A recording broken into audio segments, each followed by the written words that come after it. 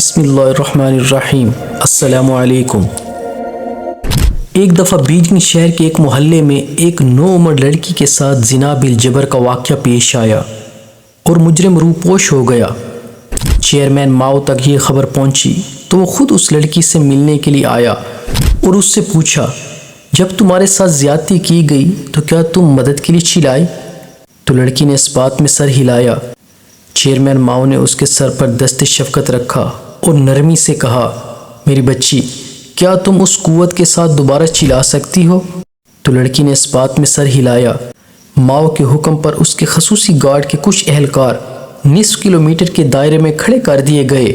اس کے بعد اس لڑکی سے کہا گیا کہ اب چلاؤ اور پوری قوت کے ساتھ چیخو، جیسا کہ تم اس وقت چیخی جب تمہارے ساتھ زیادتی ہو رہی تھی۔ لڑکی نے ایسا ہی کیا۔ پھر ماؤ نے اپنے تمام گارڈ کو بلایا اور ان سے پوچھا، کیا تمہیں لڑکی کی آواز سنائی دی؟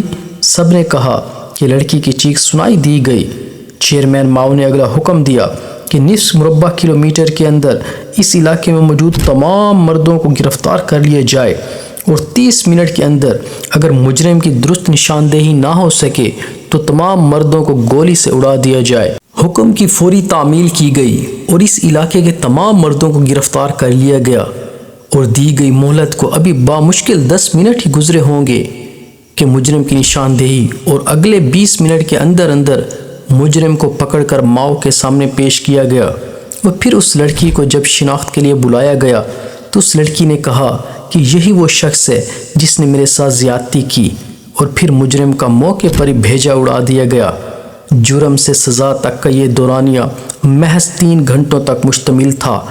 اسے کہتے ہیں فوری انصاف، جس کی بنیاد پر آج چین کامیاب ملکوں کی فہرست میں نمایاں حیثیت رکھتا ہے۔ کاش آج کوئی ایسا حکمران ہمیں بھی میسر ہو جاتا تو پاکستان کی معصوم زینبوں اور فرشتاؤں کو یہ سیاہ دن نہ دیکھنے پڑتے۔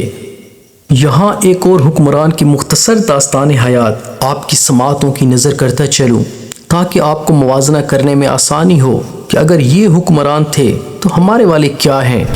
ایک بار سلطان سلیمان القانونی کو بتایا گیا کہ درختوں کی جڑوں میں چونٹیاں بہت زیادہ ہو گئی ہیں، تو سلطان نے ماہرین کو بلایا اور پوچھا کہ اس کا کیا حل ہے۔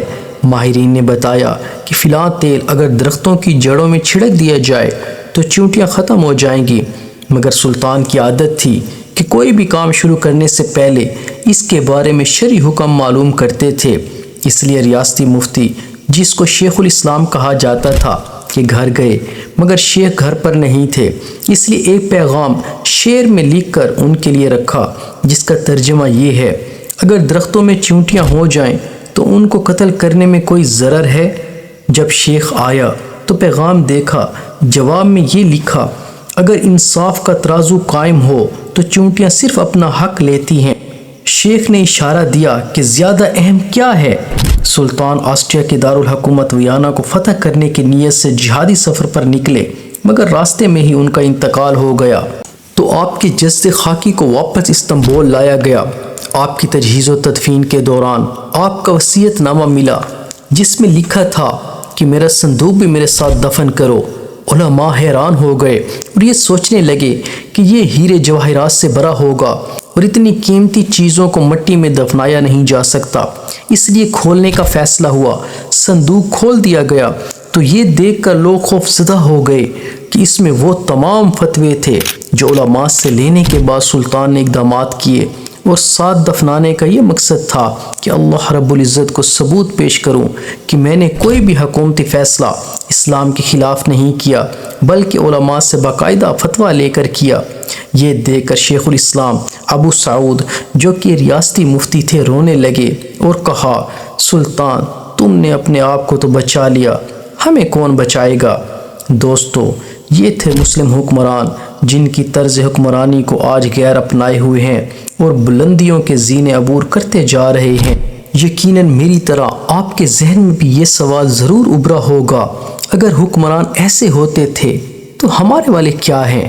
سوچئے گا، اور اگر ذہن سے کچھ ریسپانس ملے تو اس کو کمنٹ باکس کی زینت ضرور بنائیے گا۔ اللہ رب العزت سے دعا ہے کہ اللہ ہمارے اوپر بھی ابو بکر، عمر، عثمان و علی جیسے حکمران مسلط فرمائے، آمین۔ na na na